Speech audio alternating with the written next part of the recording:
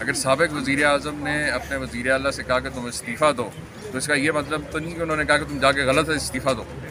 ٹھیک ہے؟ یا یہ تو استعفیٰ دینے والے پہ اور استعفیٰ قبول کرنے والے کے اوپر تھا کہ وہ اس چیز کو دیکھتے ہیں کہ یہ استعفیٰ جو ہے یہ آئینی اور قانونی طور پہ ٹھیک ہے، کیونکہ اس وقت جو ایڈوکیٹ جنرل کی رپورٹ ہے اس کے مطابق وہ صرف ایک ردی کے کاغذ کا ٹکڑا ہے، اس کو آپ استعفیٰ نہیں. جو ایک اصولی موقف یہ ہے کہ یہ جو مہینے ڈیٹ سے ساری عدالتی کارروائی اور پھر اس عدالتی کارروائی کے بنیاد کے اوپر جس طرح سے یہ قبضہ کیا گیا ہے کہ آئینی وزیر اعلیٰ کے دفتر کے اوپر، یہ سارا کا سارا جو ہے یہ نل اینڈ وائڈ ہونا چاہیے فوری طور کے اوپر.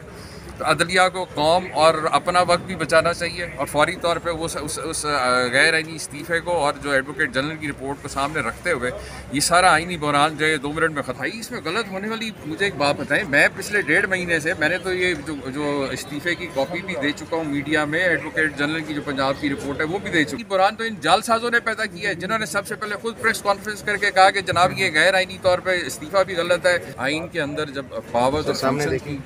بات کی جاتی ہے تو اس کے اندر جو آئین جو کانسٹیٹیوشنل ٹیم ہے پریزیڈنٹ کی، وہ گورنر جو ہے وہ ایک ایز اے کانسٹیٹیوشنل ٹیم کا حصہ ہوتا ہے، اسی لیے وہ کانسٹیٹیوشنل ہیڈ ہوتا ہے پروونس کے اندر، جیسا وفاق کے اندر جو ہے معاملات کو صدر دیکھتا ہے.